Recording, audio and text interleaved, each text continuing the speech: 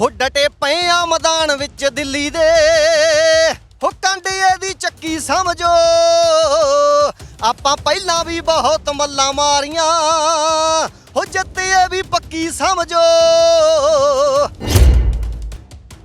ਅਸੀਂ ਜਿਹੜੇ ਇੱਥੇ ਬੈਠੇ ਆ ਸੜਕਾਂ ਤੇ ਸਾਡੇ ਬਾਪੂ ਨੇ ਸਾਡੇ ਬਜ਼ੁਰਗ ਸਾਰਾ ਸਭ ਬੈਠੇ ਆ ਆਪਾਂ ਇੱਥੇ ਆਪਾਂ ਆਪਣੇ ਘਰਾਂ ਨੂੰ ਜਾਈਏ ਹੋਰ ਤਾਂ ਕੋਈ ਮਸਲਾ ਹੀ ਨਹੀਂ ਮਸਲਾ ਤਾਂ ਕਾਨੂੰਨਾਂ ਦਾ ਹੀ ਹੈ।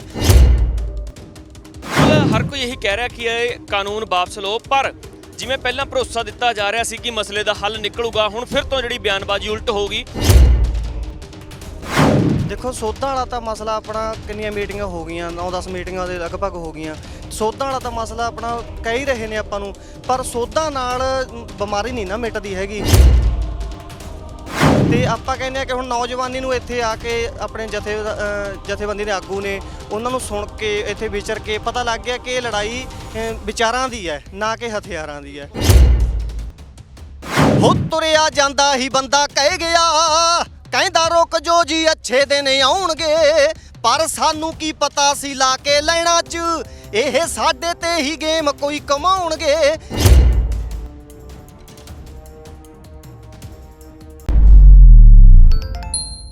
ਸਤਿ ਸ਼੍ਰੀ ਅਕਾਲ ਜੀ, ਤੁਸੀਂ ਦੇਖ ਰਹੇ ਹੋ D5 ਚੈਨਲ ਪੰਜਾਬੀ ਤੇ ਮੈਂ ਹਾਂ ਇਮਰਾਨ ਖਾਨ। ਕਿਸਾਨੀ ਅੰਦੋਲਨ ਅੱਜ ਸਿਖਰਾਂ ਤੇ ਪਹੁੰਚ ਚੁੱਕਿਆ। ਪੰਜਾਬ ਤੋਂ ਸ਼ੁਰੂ ਹੋਇਆ ਇਹ ਅੰਦੋਲਨ ਦੇਸ਼ਾਂ ਦੇ ਨਾਲ ਨਾਲ ਵਿਦੇਸ਼ਾਂ ਤੱਕ ਵੀ ਪਹੁੰਚ ਗਿਆ। ਇਸ ਅੰਦੋਲਨ ਨੂੰ ਜਿਵੇਂ ਜਿਵੇਂ ਦਿਨ ਵੱਧ ਰਹੇ ਨੇ ਉਵੇਂ ਇਸ ਅੰਦੋਲਨ ਨੂੰ ਵੱਡੇ ਪੱਧਰ ਤੇ ਸਮਰਥਨ ਮਿਲ ਰਿਹਾ, ਭਾਵੇਂ ਸਮਾਜ ਸੇਵਕ ਹੋਣ ਭਾਵੇਂ ਕਲਾਕਾਰ ਹੋਣ। ਕਲਾਕਾਰ ਵੱਡੀ ਗਿਣਤੀ ਦੇ ਵਿੱਚ ਲਗਾਤਾਰ ਹਰ ਦਿਨ ਇੱਥੇ ਪਹੁੰਚ ਰਹੇ ਨੇ। ਅੱਜ ਜੋ ਕਲਾਕਾਰ ਇੱਥੇ ਪਹੁੰਚੇ ਨੇ ਸਾਡੇ ਨਾਲ ਮੌਜੂਦ ਨੇ ਗੁਰੀ ਧਾਲੀਵਾਲ, ਗੱਲਬਾਤ ਕਰਾਂਗੇ। ਸਭ ਤੋਂ ਪਹਿਲਾਂ ਤੁਹਾਡਾ ਸਵਾਗਤ ਹੈ ਜੀ। ਸਤਿ ਸ਼੍ਰੀ ਅਕਾਲ ਜੀ। ਬਾਈ ਜੀ, ਸਾਰੇ ਕਲਾਕਾਰ ਇੱਥੇ ਸਮਰਥਨ ਦੇ ਰਹੇ ਨੇ। ਲੰਬੇ ਸੰਘਰਸ਼ ਹੋ ਗਿਆ, ਪੰਜਾਬ ਤੋਂ ਸ਼ੁਰੂ ਹੋਇਆ ਇਹ ਦੇਸ਼ਾਂ ਨਾਲ ਵਿਦੇਸ਼ਾਂ ਤੱਕ ਪਹੁੰਚ ਗਿਆ ਪਰ ਕੇਂਦਰ ਸਰਕਾਰ ਦਾ ਉਹੀ ਰਵੱਈਆ। ਕੀ ਕਹੋਗੇ ਕੇਂਦਰ ਸਰਕਾਰ ਨੂੰ? ਕੇਂਦਰ ਸਰਕਾਰ ਨੂੰ ਆਪਾਂ ਹੁਣ ਤੱਕ ਸ਼ਾਂਤਮਈ ਤਰੀਕੇ ਨਾਲ ਆਪਾਂ ਸੰਘਰਸ਼ ਲੜ ਰਹੇ ਹਾਂ ਤੇ ਆਪਣੇ ਵੱਲੋਂ ਸਾਰੇ ਪੰਜਾਬੀ ਵੱਲੋਂ ਸਾਰੇ ਹਰਿਆਣੇ ਵੱਲੋਂ ਯੂਪੀ ਵੱਲੋਂ ਇਹੀ ਬੇਨਤੀ ਹੈ ਕਿ ਆਪਣੇ ਜਿਹੜੇ ਕਾਨੂੰਨ ਨੇ ਆਪਣੇ ਵਾਪਸ ਲਓ। ਅਸੀਂ ਜਿਹੜੇ ਇੱਥੇ ਬੈਠੇ ਆ ਸੜਕਾਂ ਤੇ ਸਾਡੇ ਬਾਪੂ ਨੇ ਸਾਡੇ ਬਜ਼ੁਰਗ ਸਾਰਾ ਸਭ ਬੈਠੇ ਆ ਆਪਾਂ ਇੱਥੇ ਆਪਾਂ ਆਪਣੇ ਘਰਾਂ ਨੂੰ ਜਾਈਏ ਹੋਰ ਤਾਂ ਕੋਈ ਮਸਲਾ ਹੀ ਨਹੀਂ ਮਸਲਾ ਤਾਂ ਕਾਨੂੰਨਾਂ ਦਾ ਹੀ ਹੈ। ਜਦੋਂ ਕਿਸੇ ਨੂੰ ਕੋਈ ਚੀਜ਼ ਆਪਾਂ ਥੋਪੀਏ ਉਹਨੂੰ ਨਾ ਮਨਜ਼ੂਰ ਹੋਵੇ ਤਾਂ ਉਹ ਨਹੀਂ ਮੰਨ ਰਿਹਾ ਤਾਂ ਬੈਟਰ ਇਹੀ ਹੁੰਦਾ ਕਿ ਆਪਾਂ ਇੱਕ ਜ਼ਿੰਮੇਵਾਰੀ ਨਿਭਾਈਏ। ਕੇਂਦਰ ਸਰਕਾਰ ਹੈ ਤੁਹਾਡੀ, ਤੁਸੀਂ ਜ਼ਿੰਮੇਵਾਰ ਬੰਦੇ ਹੋ ਤਾਂ ਆਪਣੀ ਜ਼ਿੰਮੇਵਾਰੀ ਨਿਭਾਉਂਦੇ ਆਪਣੇ ਕਾਨੂੰਨ ਵਾਪਸ ਲਓ, ਅਸੀਂ ਆਪਣੇ ਘਰਾਂ ਨੂੰ ਜਾਈਏ। ਬਿਲਕੁਲ, ਹਰ ਕੋਈ ਇਹੀ ਕਹਿ ਰਿਹਾ ਕਿ ਇਹ ਕਾਨੂੰਨ ਵਾਪਸ ਲਓ ਪਰ ਜਿਵੇਂ ਪਹਿਲਾਂ ਭਰੋਸਾ ਦਿੱਤਾ ਜਾ ਰਿਹਾ ਸੀ ਕਿ ਮਸਲੇ ਦਾ ਹੱਲ ਨਿਕਲੂਗਾ ਹੁਣ ਫਿਰ ਤੋਂ ਜਿਹੜੀ ਬਿਆਨਬਾਜ਼ੀ ਉਲਟ ਹੋ ਗਈ। ਕਹਿ ਰਹੇ ਨੇ ਜਿਹੜੇ ਨਰਿੰਦਰ ਤੋਮਰ ਨੇ ਉਹ ਇਹੀ ਗੱਲਾਂ ਕਹਿ ਰਹੇ ਨੇ ਕਿ ਤੁਸੀਂ ਜੇਕਰ ਸੋਧਾਂ ਕਰਵਾਉਣ ਨੂੰ ਲੈ ਕੇ ਕੋਈ ਗੱਲ ਕਰਨੀ ਆ ਤਾਂ ਕਰੋ, ਕਾਨੂੰਨ ਅਸੀਂ ਰੱਦ ਨਹੀਂ ਕਰਾਂਗੇ। ਦੋ ਟੁੱਕ ਜਵਾਬ ਦੇ ਰਹੇ ਨੇ। ਦੇਖੋ ਸੋਧਾਂ ਵਾਲਾ ਤਾਂ ਮਸਲਾ ਆਪਣਾ ਕਿੰਨੀਆਂ ਮੀਟਿੰਗਾਂ ਹੋ ਗਈਆਂ 9-10 ਮੀਟਿੰਗਾਂ ਦੇ ਲਗਭਗ ਹੋ ਗਈਆਂ। ਸੋਧਾਂ ਵਾਲਾ ਤਾਂ ਮਸਲਾ ਆਪਣਾ ਕਹਿ ਹੀ ਰਹੇ ਨੇ ਆਪਾਂ ਨੂੰ ਪਰ ਸੋਧਾਂ ਨਾਲ ਬਿਮਾਰੀ ਨਹੀਂ ਨਾ ਮਿਟਦੀ ਹੈਗੀ ਹੈ ਨਾ। ਇੱਕ ਖੁਰਾਕ ਲੈ ਲਾਂਗੇ, 2 ਲੈ ਲਾਂਗੇ, 3 ਲੈ ਲਾਂਗੇ ਤੇ ਹੁਣ ਇੱਕ ਸੋਧਾਂ ਦਾ ਖੁਰਾਕਾਂ ਨੇ। ਇੱਕ ਆਪਾਂ ਕਹਿੰਦੇ ਆ ਕਿ ਬਿਮਾਰੀ ਨੂੰ ਜੜ ਤੋਂ ਪੱਟੋ। ਅਸੀਂ ਸਾਨੂੰ ਤਾਂ ਕੋਈ ਮਤਲਬ ਹੀ ਨਹੀਂ ਇੱਥੇ ਇੰਨੇ ਸੰਘਰਸ਼ ਲੜਨ ਦਾ ਜਾਂ ਬੈਠਣ ਦਾ। ਰਾਤ ਸਰਦੀਆਂ 'ਚ ਬੈਠੇ ਆ, ਗਰਮੀਆਂ 'ਚ ਬੈਠੇ ਆ ਤੇ ਲੰਬਾ ਵੀ ਚੱਲੂਗਾ, ਜਿੰਨਾ ਟਾਈਮ ਚੱਲੂਗਾ ਬੈਠਾਂਗੇ ਵੀ। ਤੇ ਸਾਡਾ ਤਾਂ ਮਸਲਾ ਪੰਜਾਬ ਦਾ ਸਾਰੇ ਸਟੇਟਾਂ ਦਾ ਇਹੀ ਹੈ ਕਿ ਆਪਣੇ ਵਾਪਸ ਲਓ, ਸਾਡੀ ਬਿਮਾਰੀ ਦੂਰ ਕਰੋ। ਅਸੀਂ ਸੋਧਾਂ ਦਾ ਮਸਲਾ ਕੋਈ ਨਹੀਂ। ਬਾਈ ਜੀ, ਜਿਵੇਂ ਪਹਿਲਾਂ ਜਿਹੜੇ ਨੌਜਵਾਨ ਸੀ ਉਹਨਾਂ ਦੀ ਜ਼ੁਬਾਨ ਦੇ ਉੱਤੇ ਜਿਹੜੇ ਭੜਕਾਊ ਗੀਤ ਸੀ ਕਿਉਂਕਿ ਕਲਾਕਾਰ ਦੇ ਵੱਲੋਂ ਇਹੋ ਜਿਹੇ ਗੀਤ ਗਾਏ ਜਾਂਦੇ ਸੀ ਜਿਸ ਨੂੰ ਸੁਣਦੇ ਸੀ ਪਰ ਅੱਜ ਇਸ ਸੰਘਰਸ਼ ਦੇ ਨਾਲ ਇਹ ਫਾਇਦਾ ਹੋਇਆ, ਕਲਾਕਾਰ ਵੀ ਕਿਸਾਨੀ ਦੇ ਗੀਤ ਗਾ ਰਹੇ ਨੇ ਤੇ ਨੌਜਵਾਨਾਂ ਦੀ ਜ਼ੁਬਾਨ ਦੇ ਉੱਤੇ ਵੀ ਕਿਸਾਨੀ ਦੇ ਗੀਤ ਨੇ। ਇਹ ਹੁਣ ਦੇਖੋ ਕਹਿੰਦੇ ਜਿਸ ਰਾਹ ਪੈਂਦੇ ਆ ਨਾ ਫਿਰ ਰਾਹੀ ਰਾਹ ਪਿਆ ਜਾਣੇ ਬਾਹੀ ਬਾਹ ਪਿਆ ਜਾਣੇ। ਤੇ ਪਹਿਲਾਂ ਤਾਂ ਸੀਗਾ ਵੀ ਚੱਕ ਲਓ ਰੱਖ ਲਓ ਪਤਾ ਨਹੀਂ ਕੀ ਹੋਣਾ ਹੈ ਨਾ। ਲੜਾਈਆਂ ਨੇ ਵੀ ਖਾਨੀ ਹੁਣ ਪਹਿਲਾਂ ਲੜਾਈਆਂ ਹੋਰ ਸੀਗੀਆਂ ਜਿਹੜੀਆਂ ਆਪਾਂ ਕਹਿੰਦੇ 18 ਵਾਰ ਦਿੱਲੀ ਜਿੱਤੀ ਹੈ, ਹੁਣ 19 ਵਾਰ ਜਿੱਤਣੀ ਹੈ। ਪਹਿਲਾਂ ਲੜਾਈਆਂ ਸੀਗੀਆਂ ਚੱਕ ਲਓ ਰੱਖ ਲਓ ਵਾਲੀਆਂ, ਹੁਣ ਹੈਗੀਆਂ ਨੇ ਵਿਚਾਰਾਂ ਦੀਆਂ ਲੜਾਈਆਂ ਹੈ ਨਾ। ਤੇ ਆਪਾਂ ਕਹਿੰਦੇ ਆ ਕਿ ਹੁਣ ਨੌਜਵਾਨੀ ਨੂੰ ਇੱਥੇ ਆ ਕੇ ਆਪਣੇ ਜਥੇਬੰਦੀ ਦੇ ਆਗੂ ਨੇ ਉਹਨਾਂ ਨੂੰ ਸੁਣ ਕੇ ਇੱਥੇ ਵਿਚਰ ਕੇ ਪਤਾ ਲੱਗ ਗਿਆ ਕਿ ਇਹ ਲੜਾਈ ਵਿਚਾਰਾਂ ਦੀ ਹੈ ਨਾ ਕਿ ਹਥਿਆਰਾਂ ਦੀ ਹੈ। ਉਹੀ ਜਿਵੇਂ ਜਿੱਥੇ ਜੋਸ਼ ਦੀ ਲੋੜ ਸੀ ਜਦੋਂ ਬੈਰੀਗੇਡ ਤੋੜਨੇ ਸੀ ਉੱਥੇ ਜੋਸ਼ ਵੀ ਦੇਖਿਆ, ਅੱਜ ਹੋਸ਼ ਦੀ ਲੋੜ ਸੀ ਇੱਥੇ ਹੋਸ਼ ਨਾਲ ਵੀ ਬੈਠੇ ਨੇ ਨੌਜਵਾਨ। ਜੀ ਬਿਲਕੁਲ, ਜਿੱਥੇ ਜੋਸ਼ ਦੀ ਲੋੜ ਤੇ ਉੱਥੇ ਜੋਸ਼ ਵੀ ਦਿਖਾਇਆ ਤੇ ਹੁਣ ਇਹਨਾਂ 'ਚ ਜੋਸ਼ ਮੁੱਕਿਆ ਨਹੀਂ ਹੈ, ਉਹ ਵੀ ਸਾਬਤ ਕਰਤਾ ਤੇ ਇਹਨਾਂ ਕਹਿਣ ਨਾਲ ਹੋਸ਼ ਵੀ ਬਰਕਰਾਰ ਹੈ। ਹਾਂਜੀ, ਇਹ ਰਹੂਗਾ ਵੀ। ਬਿਲਕੁਲ, ਤੁਸੀਂ ਕਿਸਾਨੀ ਸੰਘਰਸ਼ ਦੇ ਕੋਈ ਗੀਤ ਲਿਖਿਆ, ਉਸ ਦੀਆਂ ਕੋਈ ਲਾਈਨਾਂ?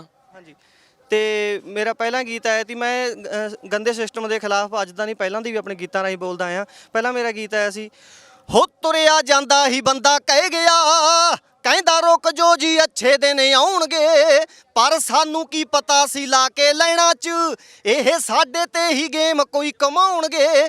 ਤੇਰੀ ਮੂਰਤੀ ਨੇ ਦੇਣਾ ਕੀ ਐ ਖਾਣ ਨੂੰ ਜੀ ਤੇ 30 ਕਰੋੜ ਲਾ ਲਿਆ ਹੋ ਇੱਕ ਬੇਰੁਜ਼ਗਾਰੀ ਮਾਰ ਗਈ, ਆ ਰਹਿੰਦਾ ਖੂੰਦਾ ਲੀਡਰਾਂ ਨੇ ਖਾ ਲਿਆ। ਹਾਂਜੀ, ਬਿਲਕੁਲ ਰਹਿੰਦਾ ਖੁੰਦਾ ਲੀਡਰਾਂ ਨੇ ਖਾ ਲਿਆ। ਅੱਜ ਇਹ ਸੰਘਰਸ਼ ਵੀ ਸਾਰੇ ਇਹੀ ਗੱਲ ਕਹਿ ਰਹੇ ਨੇ ਕਿ ਇਸ ਕਰਕੇ ਇੱਥੇ ਤੱਕ ਪਹੁੰਚਿਆ ਤਾਂ ਜੋ ਇਸ ਦੇ ਵਿੱਚ ਸਿਆਸਤ ਦਾ ਰੰਗ ਦੇਖਣ ਨੂੰ ਨਹੀਂ ਮਿਲਿਆ। ਜਿੱਤ ਯਕੀਨੀ ਹੈ ਜੀ, ਜਿੱਤ ਆਪਣੀ ਪੱਕੀ ਆ, ਆਪਾਂ ਨੂੰ ਪਤਾ ਆ ਸਭ ਦੇ ਚਿਹਰਿਆਂ ਤੇ ਕੀ ਮੂੰਹਾਂ ਤੇ ਕੀ ਜ਼ਬਾਨਾਂ ਤੇ ਇਹੀ ਗੱਲ ਹੈ ਕਿ ਜਿੱਤਾਂਗੇ ਔਰ ਜਿੱਤ ਕੇ ਹੀ ਮੋੜਾਂਗੇ। ਜਿੱਤ ਯਕੀਨੀ ਬਣਾਈ ਹੋਈ ਆ ਲੋਕਾਂ ਨੇ ਔਰ ਇਹ ਹੈ ਵੀ ਜਿੱਤ ਕੇ ਵੀ ਜਾਵਾਂਗੇ। ਤੇ ਇਹ ਸਾਡੇ ਬਾਪੂਆਂ ਵੱਲੋਂ ਗੀਤ ਹੈ ਇੱਕ, ਜਿਵੇਂ ਤੁਸੀਂ ਪਹਿਲਾਂ ਕਿਹਾ ਸੀ ਕਿਸਾਨੀ ਸੰਘਰਸ਼ ਦੇ, ਉਹ ਕਹਿੰਦੇ ਹੋ ਡਟੇ ਪਏ ਆ ਮੈਦਾਨ ਵਿੱਚ ਦਿੱਲੀ ਦੇ, ਹੋ ਕੰਡਿਏ ਦੀ ਚੱਕੀ ਸਮਝੋ, ਆਪਾਂ ਪਹਿਲਾਂ ਵੀ ਬਹੁਤ ਮੱਲਾਂ ਮਾਰੀਆਂ, ਹੋ ਜਿੱਤੇ ਵੀ ਪੱਕੀ ਸਮਝੋ। ਆ ਗੱਭਰੂ ਪੁੱਤਾਂ ਦੇ ਹੁੰਦੇ ਹਾਰ ਜਾਗੇ ਕਿਵੇਂ, ਹੱਥਾਂ ਨਾਲ ਚੋਗ ਦੇ ਪਾਲੇ ਨੇ, ਟਿੱਬਿਆਂ ਨੂੰ ਚੱਕ ਚੱਕ ਕੀਤੀਆਂ ਨੇ ਪੱਧਰੀਆਂ, ਸਿੱਟਦੇ ਨੇ ਨੀਤਾਂ ਦਿੱਲੀ ਵਾਲੇ ਨੇ। ਹੋ ਨਾਲ ਖੜਾ ਹਰਿਆਣਾ ਛੋਟਾ ਭਾਈਆ, ਹੋ ਦੁੱਕੀ ਤਿੱਕੀ ਚੱਕੀ ਸਮਝੋ, ਆਪਾਂ ਪਹਿਲਾਂ ਵੀ ਬਹੁਤ ਮੱਲਾਂ ਮਾਰੀਆਂ, ਹੋ ਜਿੱਤੇ ਵੀ ਪੱਕੀ ਸਮਝੋ, ਆਪਾਂ ਪਹਿਲਾਂ ਵੀ ਬਹੁਤ ਮੱਲਾਂ ਮਾਰੀਆਂ, ਹੋ ਜਿੱਤੇ ਵੀ ਪੱਕੀ ਸਮਝੋ, ਹੋ ਜਿੱਤੇ ਵੀ ਪੱਕੀ ਸਮਝੋ। ਬਿਲਕੁਲ ਤੁਸੀਂ ਲਫ਼ਜ਼ ਕਹੇ ਨੇ ਕਿ ਖੜਾ ਹਰਿਆਣਾ ਛੋਟਾ ਭਾਈ ਬਣ ਕੇ। ਬਿਲਕੁਲ ਅੱਜ ਜਿਹੜਾ ਪੰਜਾਬ ਤੇ ਹਰਿਆਣੇ ਨੂੰ ਸਿਆਸੀ ਪਾਰਟੀਆਂ ਹਮੇਸ਼ਾ ਤੋਂ ਲੜਾਉਂਦੀਆਂ ਆ ਰਹੀਆਂ ਸੀ, ਕੋਸ਼ਿਸ਼ਾਂ ਹੋ ਰਹੀਆਂ ਸੀ, ਉਹਨਾਂ ਦੇ ਮੂੰਹ ਤੇ ਵੀ ਕਿਤੇ ਇਸ ਅੰਦੋਲਨ ਨੇ ਜਿਹੜਾ ਇੱਕ ਤਾਂ ਦੇਖਣ ਨੂੰ ਮਿਲਿਆ, ਕਰਾਰੀ ਚਪੇੜ ਮਾਰੀ ਆ। ਸਿਆਸੀ ਧਿਰਾਂ ਤਾਂ ਪਹਿਲਾਂ ਤੋਂ ਹੀ ਬਣਿਆ ਹੋਇਆ ਪਾੜੋ ਤੇ ਰਾਜ ਕਰੋ, ਹਨਾ, ਤੇ ਕਦੇ ਪਾਣੀ ਦੇ ਰੌਲੇ ਪਿੱਛੇ ਲੜਾਤੇ, ਕਦੇ ਕਿਵੇਂ ਲੜਾਤੇ, ਤੇ ਹੁਣ ਹਰ ਇੱਕ ਨੂੰ ਸਮਝ ਆ ਗਈ। ਮੈਂ ਕਹਿੰਦਾ ਵੀ ਇੱਥੇ ਬੜਾ ਕੁਝ ਸਿੱਖਿਆ ਲੋਕਾਂ ਨੇ ਕਿ ਯਾਰ ਏਕੇ ਦੇ ਵਿੱਚ ਬਰਕਤ ਹੁੰਦੀ ਆ। ਆਪਾਂ ਸਾਡੇ ਸਿਆਣਿਆਂ ਤੋਂ ਸੁਣਿਆ ਵੀ ਏਕੇ ਦੇ ਵਿੱਚ ਬਰਕਤ ਹੁੰਦੀ ਹੈ। ਤੇ ਹਰਿਆਣਾ ਕੇ ਪੰਜਾਬ ਕੇ ਇਹ ਭਾਈ ਤਾਂ ਪਹਿਲਾਂ ਵੀ ਸੀ, ਤੇ ਹੁਣ ਇਹਨਾਂ ਨੂੰ ਪਤਾ ਲੱਗ ਗਿਆ ਕਿ ਆਪਾਂ ਯਾਰ ਭਰਾ ਆ। ਇਹ ਤਾਂ ਸਿਆਸੀ ਪਾਰਟੀ ਨੇ ਜਿਹੜੀਆਂ ਆਪਾਂ ਨੂੰ ਦੋ ਫਾੜ ਕਰਕੇ ਪਾੜੋ ਤੇ ਰਾਜ ਕਰੋ ਦੀ ਨੀਤੀ ਅਪਣਾ ਰਹੀਆਂ ਨੇ, ਜਿਹੜੀਆਂ ਯਾਨੀ ਕਿ 73 ਸਾਲ ਤੋਂ ਕੋਸ਼ਿਸ਼ਾਂ ਹੋ ਰਹੀਆਂ ਸੀ ਕਿ ਏਕਤਾ ਨੂੰ ਪਾੜਿਆ ਜਾ ਰਿਹਾ ਸੀ। ਅੱਜ ਉਹ ਇਸ ਅੰਦੋਲਨ ਨੇ ਜਿਹੜੀ ਏਕਤਾ ਕਰਤੀ। ਹਾਂਜੀ ਬਿਲਕੁਲ ਜੀ, ਬਿਲਕੁਲ ਬਿਲਕੁਲ। ਬਾਈ ਜੀ, ਇੱਕ ਪੰਜਾਬ ਸਰਕਾਰ ਨੂੰ ਕੀ ਕਹੋਗੇ, ਕਿਉਂਕਿ ਦੋਗਲੀ ਨੀਤੀ ਜਿਹੜੀ ਖੇਡ ਰਹੀ ਹੈ, ਇੱਕ ਪਾਸੇ ਤਾਂ ਜੰਤਰ ਮੰਤਰ ਤੇ ਬੈਠੇ ਨੇ ਕਿ ਅਸੀਂ ਕਿਸਾਨਾਂ ਦੇ ਨਾਲ ਆ, ਦੂਜੇ ਪਾਸੇ ਜਦੋਂ ਭਾਜਪਾ ਆਗੂ ਦਾ ਵਿਰੋਧ ਹੁੰਦਾ ਉਹਨਾਂ ਤੇ ਲਾਠੀ ਚਾਰਜ ਕੀਤਾ ਜਾਂਦਾ। ਅਸੀਂ ਤਾਂ ਜੀ ਦੇਖੋ ਜੀ ਬਹੁਤ ਛੋਟੇ ਆ ਅਜੇ, ਬਹੁਤ ਅਜੇ ਤਾਂ ਸਿੱਖ ਰਹੇ ਆ ਹਜੇ। ਇਹ ਜਿਹੜਾ ਸੰਘਰਸ਼ ਹੈ ਇਹ ਤੋਂ ਵੀ ਬਹੁਤ ਕੁਝ ਸਿੱਖਣ ਨੂੰ ਮਿਲੂਗਾ, ਤੇ ਅੱਗੇ ਵਾਸਤੇ ਵੀ ਤਾਂ ਬਹੁਤ ਕੁਝ ਦੇਖਣਾ। ਅੱਗੇ ਸਾਡੇ ਅਗਲਾ ਯੂਥ ਆ ਉਹਨੂੰ ਦੱਸਾਂਗੇ ਵੀ ਕਿਵੇਂ ਆ।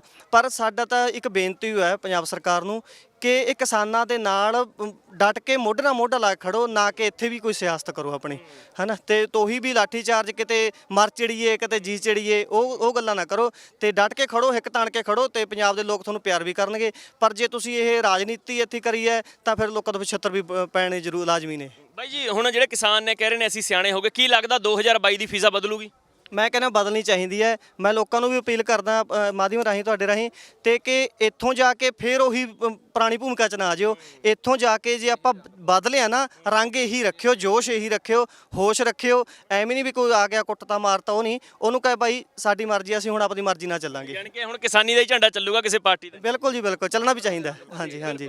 ਸੋ ਇਹ ਸੀ ਗੁਰੀ ਧਾਲੀਵਾਲ, ਜਿਨ੍ਹਾਂ ਦੇ ਵੱਲੋਂ ਨੌਜਵਾਨਾਂ ਨੂੰ ਵੀ ਅਪੀਲ ਕੀਤੀ ਗਈ ਆ, ਤੇ ਨਾਲ ਹੀ ਜਿਹੜੇ ਆ 2022 ਦੇ ਵਿੱਚ ਦੱਸਿਆ ਕਿ ਫੀਜ਼ਾ ਜ਼ਰੂਰ ਬਦਲਣੀ ਚਾਹੀਦੀ ਆ, ਅਪੀਲ ਵੀ ਕੀਤੀ ਆ, ਤੇ ਨਾਲ ਹੀ ਕਿਹਾ ਕਿ ਅੱਜ ਲੋੜ ਹੈ ਕਿਸਾਨੀ ਦਾ ਝੰਡਾ ਹੀ ਉੱਪਰ ਰੱਖਣ ਦੀ, ਬਲਕਿ ਕੋਈ ਇਸ ਅੰਦੋਲਨ ਦੇ ਵਿੱਚ, ਇਸ ਸੰਘਰਸ਼ ਦੇ ਵਿੱਚ ਕੋਈ ਜਿਹੜੀ ਰਾਜਨੀਤੀ ਨਾ ਹੋਵੇ। ਲਗਾਤਾਰ ਤੁਸੀਂ ਬਣੇ ਰਹੋ D5 ਚੈਨਲ ਪੰਜਾਬੀ ਦੇ ਨਾਲ, ਤੁਹਾਨੂੰ ਪਲ ਪਲ ਦੀ ਜਾਣਕਾਰੀ ਦਿੰਦੇ ਰਹਾਂਗੇ। D5 ਚੈਨਲ ਪੰਜਾਬੀ ਹੁਣੇ ਸਬਸਕ੍ਰਾਈਬ ਕਰੋ, ਬੈਲ ਆਈਕਨ ਤੇ ਕਲਿੱਕ ਕਰੋ।